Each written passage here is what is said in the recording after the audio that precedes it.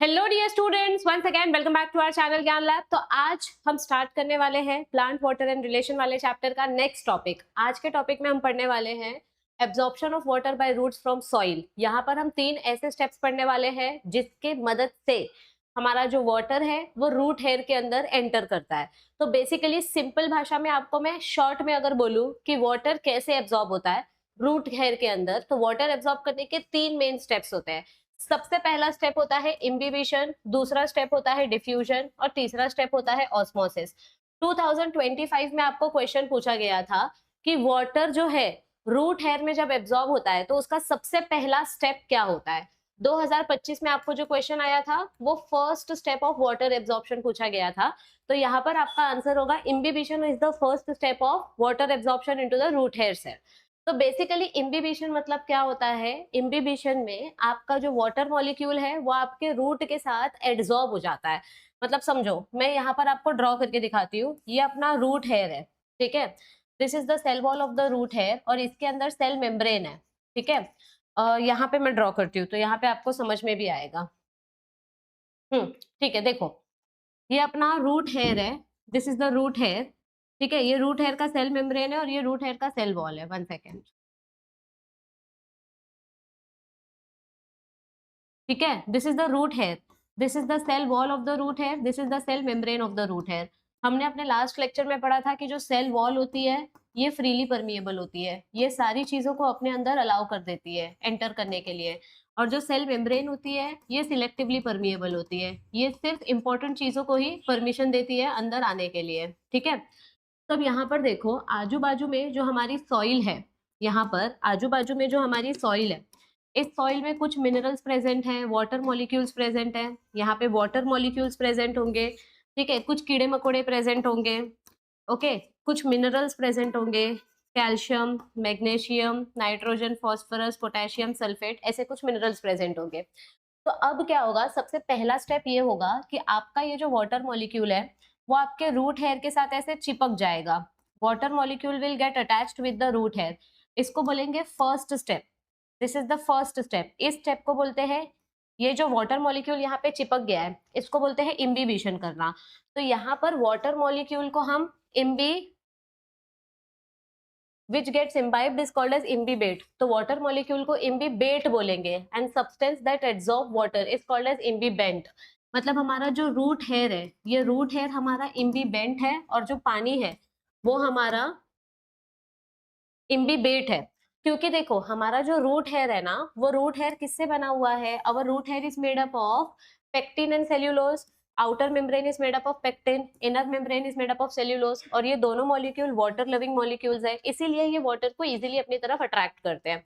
अब second step क्या है? डिफ्यूजन। अब डिफ्यूजन में क्या होगा, जो भी मॉलिक्यूल्स रूट हेयर के साथ एड्सॉर्ब हुए हैं, जो भी मॉलिक्यूल्स रूट हेयर के साथ एड्सॉर्ब हुए हैं, समझो ये मॉलिक्यूल रूट हेयर के साथ एड्सॉर्ब हुआ है, ये मॉलिक्यूल रूट हेयर के साथ एड्सॉर्ब हुआ है, तो अब ये रूट के अंदर जाएगा। The molecule will move inside the root, क्योंकि वाटर मॉलिक्यूल की क्वांटिटी बाहर ज्यादा है और अंदर कम है। तो वाटर का कॉन्सेंट्रेशन बाहर ज्यादा है, हाई कॉन्सेंट्रेशन से लो कॉन्सेंट्रेशन की तरफ, तो अब ये मॉलिक्यूल अंदर जाएगा। इसको बोलेंगे diffusion process. Diffusion means to disperse, यानी कि movement of molecules from region of high concentration to the region of low concentration, इसको हम बोलते हैं डिफ्यूजन करना। यानी जहां पे मॉलिक्यूल ज्यादा थे वहां से अब ये कम कॉन्सेंट्रेशन की तरफ जाएंगे, तो ये हो जाएगा सेकेंड स्टेप। तो सेकेंड स्टेप में क्या होगा, आपका डिफ्यूजन प्रोसेस हो जाएगा, यानी कि वाटर मॉलिक्यूल्स अंदर आ चुके हैं, आपके कुछ मिनरल्स अंदर आ चुके हैं। ये देखो ये अपने वाटर मॉलिक्यूल्स हैं और अपने मिनरल्स वगैरह अंदर आ चुके हैं। मैग्नीशियम, पोटेशियम, सल्फर, फास्फोरस, ये सब अंदर आ चुका है। तो अभी जो भी मॉलिक्यूल्स अंदर आया है, ये मॉलिक्यूल कहाँ प्रेजेंट है? सेल वॉल और सेल मेम्ब्रेन के बीच में प्रेजेंट है, यहाँ पे। अभी ये अंदर नहीं आया है, सेल मेम्ब्रेन के अंदर आना बाकी है, अभी सिर्फ ये इन दोनों के बीच में प्रेजेंट है। First step is imbibition, second step is diffusion. अब थर्ड स्टेप क्या होगा? थर्ड स्टेप होने से पहले ये जो डिफ्यूजन हुआ है ना, ये डिफ्यूजन क्यों हुआ? हमारे रूट ने पानी को एब्जॉर्ब क्यों किया? क्योंकि रूट को प्यास लगी थी। जब रूट को प्यास लगती है तो रूट पानी पीता है और पानी के साथ साथ मिनरल्स भी अपने आप अंदर चले जाते हैं। इस प्रेशर को बोलते हैं डिफ्यूजन प्रेशर। मतलब सिंपल सी भाषा में अगर हम बोले तो डिफ्यूजन प्रेशर मतलब क्या होता है कि हमारे सेल को कितनी प्यास लगी है, सेल को जितनी प्यास लगेगी वो उतना ज्यादा पानी पिएगा। यस, और जब उसकी प्यास खत्म हो जाएगी तो वो पानी पीना स्टॉप कर देगा। तो ये जो डिफ्यूजन प्रेशर डेफिसिट है, इस वर्ड का मतलब ही यही है कि सेल को प्यास लगना। जब आपको प्यास लगती है और आप एकदम कॉलेज से भाग भाग के घर पे आते हो तो आप मम्मी को बोलते हो ना, आप मम्मी को बोलते हो, आई पानी दे, पानी दे, दे दे पानी, दे दे पानी, दे, है ना? अपन ऐसा बोलते हैं, दे दो पानी दे दो, डी पी डी, दे दो पानी दे दो। इसको बोलते हैं डिफ्यूजन प्रेशर डेफिसिट। यानी कि आपको प्यास लगी है और आप पानी मांग रहे हो, दे दो पानी दे दो, इसका फुल फॉर्म है डिफ्यूजन प्रेशर डेफिसिट। या फिर इसको सक्शन प्रेशर भी बोल सकते हैं, क्योंकि जब आपको प्यास लगती है तो आप बॉटल का एक एक ड्रॉप जो है वो सक करके पी लेते हो, आप पानी का एक बूंद भी नहीं छोड़ते। तो ये जो वर्ड है, ये वर्ड किसने दिया था? B.S. मेयर नाम के साइंटिस्ट ने दिया था, ठीक है। और इसी को अब हम वाटर पोटेंशियल के नाम से भी जानते हैं, ठीक आहे. म्हणजे डिफ्युजन प्रेशर डेफिसिटला सक्शन प्रेशर म्हणतो आणि सक्शन प्रेशरलाच आपण वॉटर पोटेंशियल म्हणतो. मतलब हमारे सेल को कितनी प्यास लगी है वो डीपीडी से पता चलेगा. जब आपका रूट पूरा ड्राई है, suppose our root is dry, तो ये पूरा श्रिंक हो गया है, तो उस टाइम पे ये बहुत सारा पानी मांगेगा, डीपीडी विल बी हाई. और जब आपका सेल एकदम टर्जिड हो जाएगा, अभी सेल ने बहुत सारा पानी पी लिया, ठीक है, तो अब इसका डीपीडी लो हो जाएगा क्योंकि इसने बहुत सारा पानी पी लिया, करेक्ट. तो ये इनवर्सली प्रोपोर्शनल है. अब देखो यहाँ पे क्या बताया है, ऑस्मोसिस मतलब क्या होता है, सिंपल सी बात है, flow of molecules from low concentration, from high concentration to low concentration. इधर देखो, आप अगर वाटर की भाषा में देख रहे हो तो यहाँ देखो, यहाँ पे पानी ज्यादा है, यहाँ पे पानी कम है, तो flow of water from high concentration to low concentration, that is osmosis. और अगर आप सल्यूट के बारे में बात कर रहे हो तो यहाँ पे सल्यूट कम है ना, जहां पे सल्यूट कम है वहां से पानी हाई सल्यूट कॉन्सेंट्रेशन की तरफ जाएगा, तो low solute concentration to high solute concentration. अब आप डिसाइड करो कि आपको ऑस्मोसिस का डेफिनेशन कैसे पढ़ना है. अगर सल्यूट के लिए पढ़ना है तो आप ये वाला डेफिनेशन याद रखोगे, और अगर सॉल्वेंट के लिए पढ़ना है तो आप ये वाला डेफिनेशन याद रखोगे. दोनों का मीनिंग सेम है. जिधर पानी ज्यादा रहता है मतलब उधर शुगर कम है, और जिधर शुगर ज्यादा होगी उधर पानी कम रहेगा, सिंपल. और दोनों के बीच में ये अपना सेल मेम्ब्रेन है. हमने बोला था ना कि यहाँ पे जो वाटर मॉलिक्यूल है ये अभी सिर्फ सेल वॉल और सेल मेम्ब्रेन के बीच में है. अब इस मॉलिक्यूल को अगर अंदर आना है तो that will be third step, osmosis. लेकिन ये मेम्ब्रेन कैसी है, दिस इज सिलेक्टिवली परमिएबल या फिर सेमी परमिएबल भी बोल सकते हो आप इसको. तो ये जो सेमी परमिएबल मेम्ब्रेन है या सिलेक्टिवली परमिएबल मेम्ब्रेन है, ये अपनी सेल मेम्ब्रेन है. तो यहां से मॉलिक्यूल अब आपके from high concentration to low concentration की तरफ जाएगा. मतलब ये वाटर रूट हेयर से आया है और ये सेल मेम्ब्रेन के अंदर जा रहा है. So that is osmosis. What is osmosis? It is a special type of diffusion जहां पे आपका वाटर हाई कॉन्सेंट्रेशन से लो कॉन्सेंट्रेशन की तरफ जाता है. Solvent from weak solution enters into cytoplasm of a cell through semi permeable membrane. Weak solution मतलब क्या होता है, more water and less solute. ये आपने केमिस्ट्री में पढ़ा है. तो this is your third step. पहला स्टेप क्या हुआ, रूट हेयर के ऊपर पानी आके चिपक जाता है, दिस इज फर्स्ट स्टेप. फिर सेकेंड स्टेप में क्या होगा, ये वाटर अंदर आएगा, this is second step. Second step, this is imbibition, this is diffusion. और थर्ड स्टेप में क्या होगा, ये वाटर इधर आ जाएगा सेल मेम्ब्रेन के अंदर, this will be the third step, यानी कि ऑस्मोसिस. तो ऐसे 3 स्टेप होते हैं, इम्बिबिशन, डिफ्यूजन एंड ऑस्मोसिस. अभी यहाँ पर देखो, आपको ना सोल्यूशन 3 टाइप का बताया गया है. Water is an interface. अभी यहाँ पर ऑस्मोटिक कॉन्सेंट्रेशन के बेसिस पे 3 टाइप का सोल्यूशन होता है. हाइपोटोनिक सोल्यूशन मतलब क्या होता है, वीक सोल्यूशन, यानी कि इसमें low solute and more water है, इसको वीक सोल्यूशन बोलते हैं. Hypo means less solute. Hypertonic solution मतलब क्या होता है, हाइपो मतलब क्या होता है कि समझो आपने 1 ग्लास पानी लिया, उसमें इतना सा नमक डाला, that is hypotonic solution. Hypertonic solution मतलब क्या होता है कि आपने बहुत सारा नमक लिया और उसमें सिर्फ थोड़ा सा पानी डाला, that is hypertonic solution. More solute और पानी कम होगा इसमें. और आइसोटोनिक सोल्यूशन क्या होता है, जहां पे सॉल्वेंट और सोल्यूट दोनों का कॉन्सेंट्रेशन सेम होता है, दैट इज आइसोटोनिक सोल्यूशन. अभी आपके टाइप ऑफ सोल्यूशन के ऊपर बेस होगा कि कौन से टाइप का ऑस्मोसिस होगा। तो ऑस्मोसिस भी दो टाइप का होता है, एक होता है एक्सो ऑस्मोसिस, एक होता है एंडो ऑस्मोसिस। एक्सो ऑस्मोसिस में हमको क्या देखने को मिलता है, it is the migration of solvent from cell outside.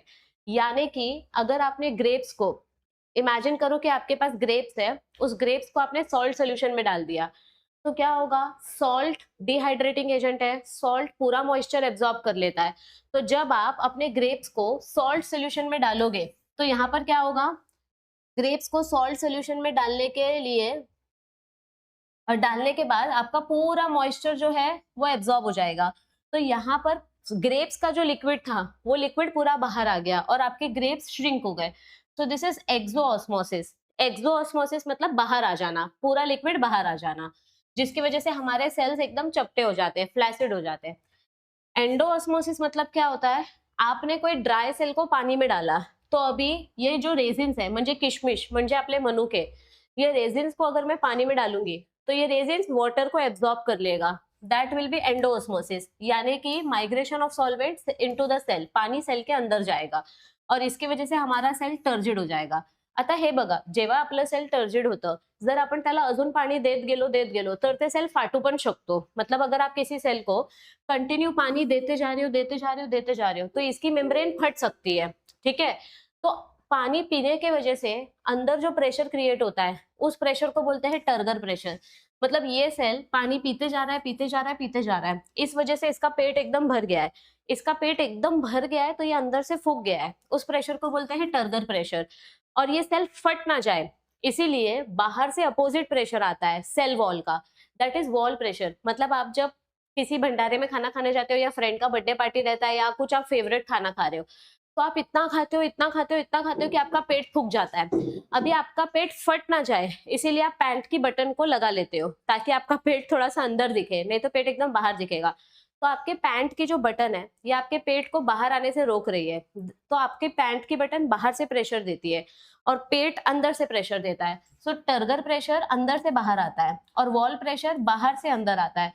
Turgor pressure और वॉल प्रेशर दोनों सेम है, लेकिन ये इधर से इधर जाएगा, ये इधर से इधर आएगा। तो turgor pressure and wall pressure की वैल्यू सेम रहेगी लेकिन दोनों अपोजिट डायरेक्शन में काम करेंगे, ठीक है। So that is turgor pressure and wall pressure, ये दोनों इक्वल होते हैं बट दोनों अपोजिट डायरेक्शन में काम करते हैं, ठीक है। ऑस्मोटिक प्रेशर मतलब क्या होता है, आपके सेल को, आपका सेल जब प्यास लगी है, देखो जब हमारा सेल चपटा रहता है, जब हमारा सेल चपटा रहता है तो उसको बहुत प्यास लगती है, मतलब उसका टर्गर प्रेशर 0 है। सेल चपटा है ना, म्हणजे टर्गर प्रेशर 0 आहे, तो वो सेल को बहुत प्यास लगेगी तो वो सेल पानी पिएगा। तो हमारा सेल जब पानी पीता है तो उसकी डीपीटी वैल्यू हाई रहती है, यानी कि ऑस्मोसिस हो रहा है, पानी पी रहा है, पानी पी रहा है, पानी पी रहा है।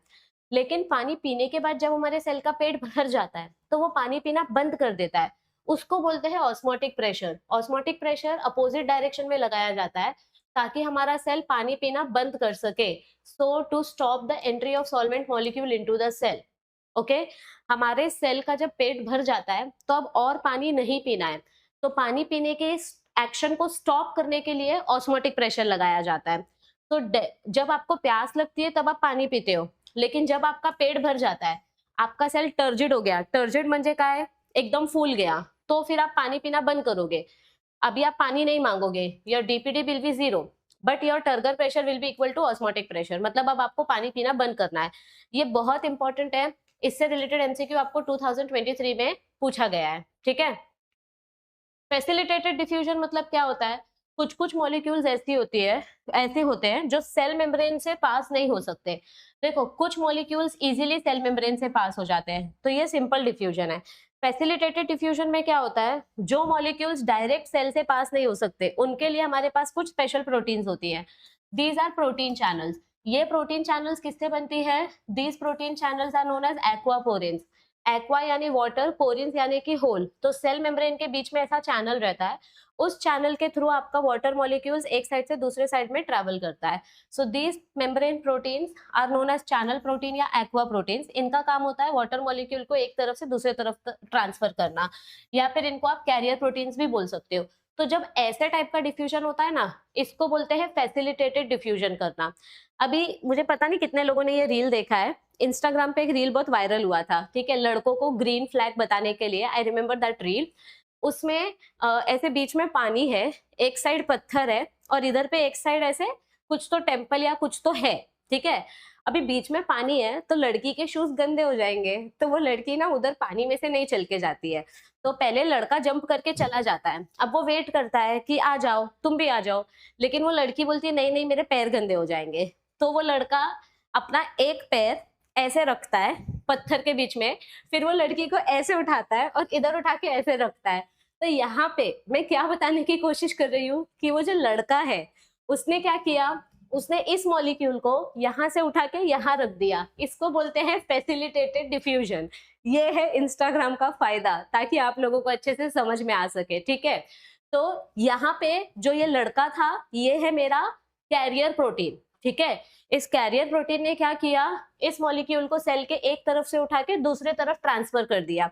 सो this type of diffusion is known as facilitated diffusion.